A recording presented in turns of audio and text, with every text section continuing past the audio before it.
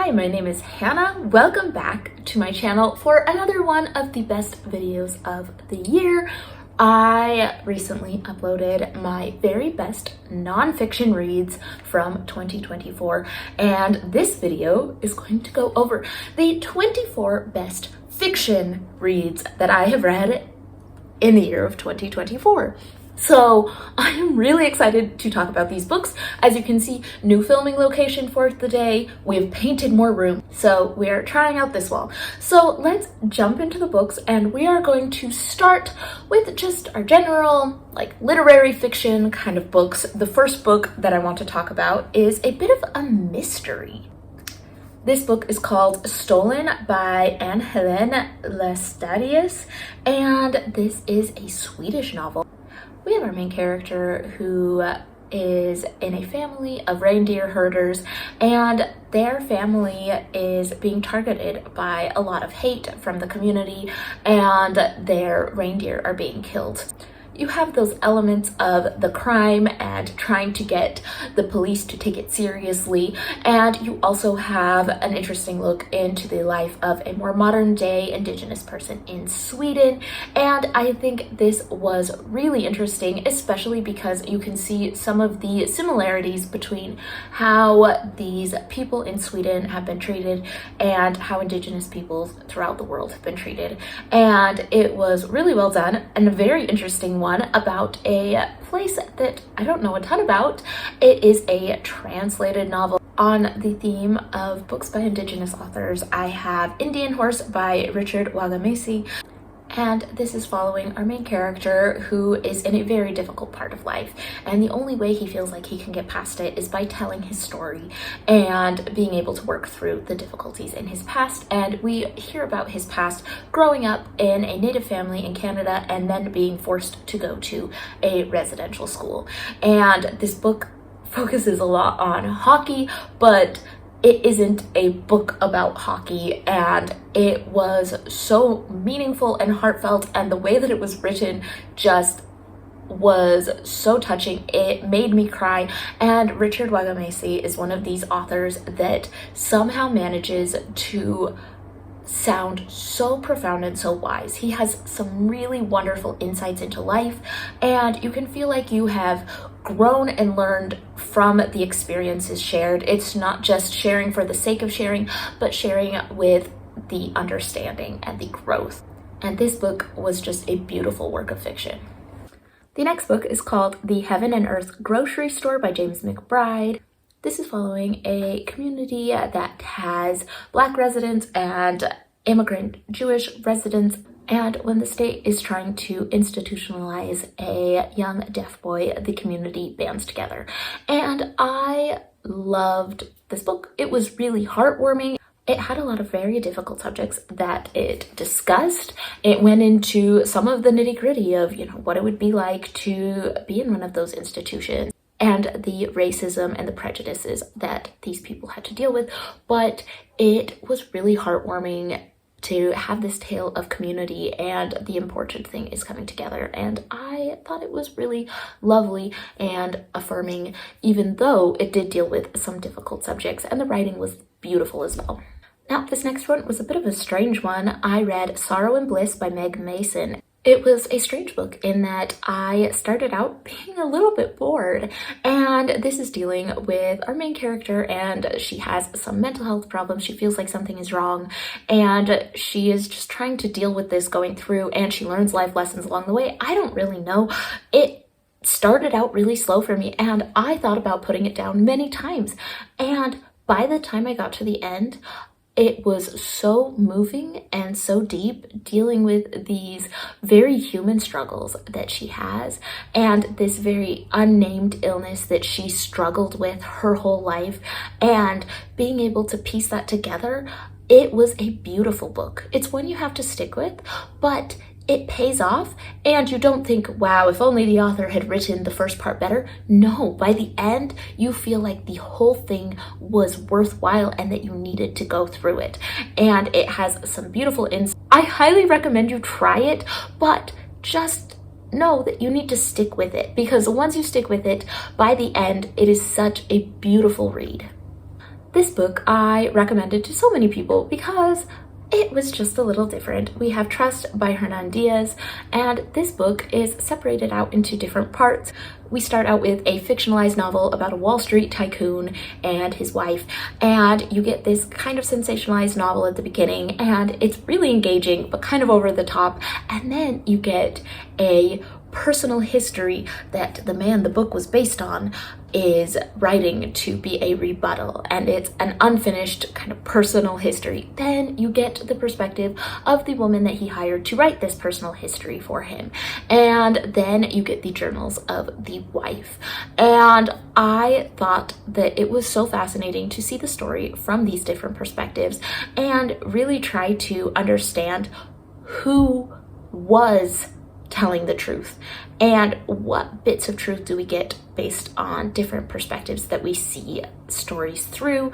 And I thought this was just really interesting. It was a book that led me to want to discuss it with people, and I had to recommend it around because I wanted people that I knew to read it and talk to me about it, because it is a bit different. You can sit there and say, well, what if you decide that the most accurate picture of this story was actually the second story? And then you have to kind of think it through a little bit differently. You can look at this book in so many different ways, and it really changes the meaning each time you look at it. So I thought this was really interesting. This next book was amazing. This is The Postcard by Ann Berest, and this was a translated piece of fiction, but it doesn't feel super fictional.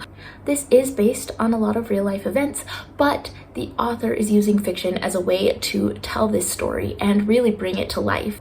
It is when she receives a postcard with the names of her family members who had all been killed at Auschwitz, and discovering the stories of these people as well as who sent this postcard and why. It was a really interesting and unique perspective on the Holocaust.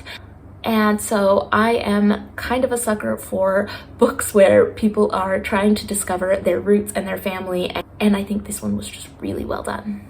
Another fantastic historical fiction book, we have The Addict Child by Lola, Jaye, and this is following two different children at different time periods who have been trapped in the attic of this big house.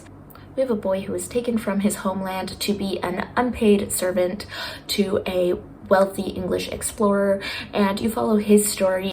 And you also follow a young orphan girl in the 1970s who was trapped in the attic and stumbles upon some of the things that were left behind by her predecessor. And so it was one of those multiple timelines, but really an interesting topic. I thought this book was really well written and had some interesting things on the consequences of colonialism. I can't get through this video without bringing up two books that I read in a similar time period and did a video comparing and contrasting. I have Joan of Arc by Mark Twain and Joan by Katherine Chen. And these two books are talking about the story of Joan of Arc. And I think that both of these were so well done. The one by Mark Twain was so strict to the story, told a lot of these heroic battles, really gave you a play-by-play of everything, and really went with the idea that Joan was called of God and she was what she said she was.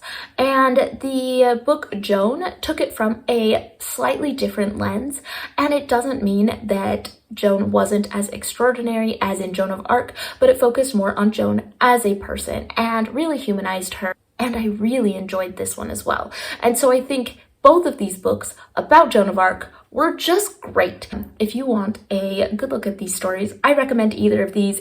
If you want something that is more about the strategy of the battles and the legend and what happened there, yeah, pick up Joan of Arc by Mark Twain. But if you want something about Joan as a person and with these really human feelings that you can really connect with, I think Joan by Katherine Chen was also excellent, and reading both of them together this year was a delight. Another book that I have been unable to stop recommending to basically everyone is Address Unknown by Catherine Kressmann Taylor, and this book was originally published in 1938, and it follows a series of letters between a Jewish art dealer living in San Francisco and his business partner who moved back to Germany at Hitler's rise of power, and their letters going back and forth, and you see that radicalization of the German business partner, and you see how those Nazi ideas infiltrated his thinking. And this is a short book, but it packs a big punch, and I highly recommend everyone pick this up because A, it's short, it's not going to take up too much of your time, and B, it has so many interesting ideas. And thinking about the time period in which it was published, when you sometimes think, how could anyone have known what Hitler was going to do? How could anyone have really known? And this book shows it was pretty clear what was going to happen. And so this one was just such an excellent read. One that I've read recently was The Frozen River by Ariel Lawhon, and this is a bit of a mystery and following a midwife named Martha Ballard. This is actually based on a real-life midwife named Martha Ballard. And yes, this one has a bit more of a mystery, but it also takes a lot from the real Martha's actual logbooks of her life. And this is in the late 1700s, and to learn about the time period and this woman through a fictionalized narrative, it was really interesting. The story was very compelling, and learning about the actual person in the author's note at the end was just the highlight of this book for me. Now, I am not the first person, nor will I be the last, to say that James by Percival Everett was one of my favorite fiction reads of the year. And this is a retelling of the book Huckleberry Finn from the perspective of Jim or James. And this was such an excellent perspective on Huckleberry Finn and really fleshes out the character of James. It takes that fun adventure story that you read in Huckleberry Finn and shows the real life stakes and consequences that there were. It made me want to read Huckleberry Finn again, which I don't really want to, but this one had me tempted, so if you haven't picked it up already, make sure to check this one out. Now, this next one's a bit of a lighter one. It's called Good Material by Dolly Alderton, and for some reason this just worked for me. It is a couple that is going through a breakup, and I feel like I've read quite a few books that are a couple going through a breakup and how do you move on from this, but this just read so funny and genuine, and I think it was done really well. It's from the perspective of the guy, and you hear all about his stand-up comedy career and how he just can't seem to move on from this breakup, but then at the end you also get the perspective from her and why the relationship wasn't working and what she really wants out of life. And it's, you know, just people figuring out life, but it was done well, right? There's so many books that I feel like are people figuring out life, going through a breakup in their 30s or 40s and then trying to find the meaning of life. And this one was that, but it did it well. And so I do recommend it. It was a lot of fun. Now let's move on to more of my horror thriller reads that I ended up really liking this year. So the first one was How to Sell a Haunted House by Grady Hendrix, and this book is so scary, but in a funny sort of way. And Grady Hendrix tends to do a really good job with that campy, over-the-top horror, and it's filled with all the tropes that you expect, but done in a fun, exciting sort of way. And this book is following our main character, Louise, as she goes home to clean out her parents' house after their death. And of course, her mom had a lifelong obsession with puppets and dolls, so we get all the creepy haunted house, creepy haunted doll, and all the scary backstory. And there were points in this book I listened to it and I was screaming out loud in the car while it was playing. It was scary, but in such an over-the-top sort of way. It was just fun. I had such a fun time with this book, and I have read a couple Grady Hendrix, and that's what I've grown to expect from Grady Hendrix, is horror done fun. Another haunted house book, we have The September House by Carissa Orlando. this is following an older couple who move into a house that is just haunted, but it's fine. It's a really, really nice house. And then once a year in September, things get really worse. I mean, yeah, blood runs down the walls, but as soon as September's over, it all is gone. And I mean, who could find a better house than this in this economy? So this woman is just determined to stay in this house because she loves it. And she is going to make it work. And when her husband goes missing and her daughter comes to visit, she has to try to keep the truth of the haunted house away from her daughter. And I loved this book. It had all that horror, but the main character's voice was so fun. I was giggling at the beginning, and then I was just in awe of the lessons learned. It also had some deeper messages that I found really moving. And so overall, I just think this was the perfect horror book for me. Had all those elements of being creepy and scary, but not so much that I couldn't sleep at night. But it also had a deeper message, and I loved this one. Now, this next one, I honestly didn't know if I should put it with thriller horror books, but it definitely has its thrilling, creepy moments, and it has a good mystery going on through it. We have Strange Sally Diamond. And this book follows our main character, Sally, and she is getting out into the world for the first time after her father dies.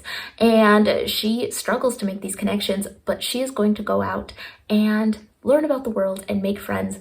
I am a sucker for that kind of story. But then we learn about her dark past and what happened in her childhood, and things that this book gets into are pretty dark and triggering. But there was something so delightful about Sally Diamond as a character that I kind of fell in love with it. I just think that she was really compelling, and I wanted her to succeed. And I liked that the book didn't shy away from the times when she didn't and she failed. But seeing her find community was a joy. Was all the mystery and the stuff in her past really harrowing? Yes, but all coming together, it worked. So I thought this book was good, but just be warned, the subject matter can be a little heavy. Now let's move on to the mythological books, because apparently I read a few really good ones this year. So I read Kaikeyi by Vaishnavi Patel, and this is following the character of Kaikeyi. She is a character in Hindu mythology, and I knew absolutely nothing about her. Now, had I known a little bit more about her, I think the book would have been even better. But be that as it may, I thought this was such an interesting look into this mythological system, and we get a character. This is told from her perspective, a more feminist retelling, and you really understand why she did what she did. The way that this was told was that perfect mythological retelling where it feels classic. It feels relatable, but it also feels classic, and it feels relatable, and it feels like it's giving a new life and new twist to an old story, but at the same time, it still feels classic. And I think that I really enjoyed this because I end up reading so much of the Greek mythology retellings, and this was great to step away from that for a moment and give me some new stories. But if we go back to the Greek retellings, I read Pandoras Jar, Women in the Greek Myths by Natalie Haynes, is going through the different portrayals of women in Greek myths and telling what the stories are. And I thought this was really, really well done. She makes just such a good case for why retellings can be important, and I really enjoyed it. For another one that compiles great stories, we've got Heroes, Mortals, and Monsters, Quests and Adventures by Stephen Fry. Yes, I had read Mythos, which is another one of the Greek myths retold by Stephen Fry, and I loved that one, and I enjoyed this one as well. It goes through a whole bunch of Greek myths, focusing on the different heroes, and tells them in a fun, lighthearted sort of way, which is great. It's a good time, and it's well done, and it's engaging, and if you want a way to get into Greek myths, this is a great one. It doesn't do that complete twist retelling that you see so often. It's just going to tell you the Greek myths in a very entertaining sort of way. Another one that I read was Ithaca by Claire North. This is the story of Penelope of Ithaca, and she is the wife of Odysseus, and it is following her story. This one managed to be one of those great retellings that not only tells us the classic story and stays true to the spirit of the original, but also twists it enough that you feel like you're getting something new. And I really enjoyed it. I just think this one was very well done. Now let's move on to two of my favorite children's reads from this year.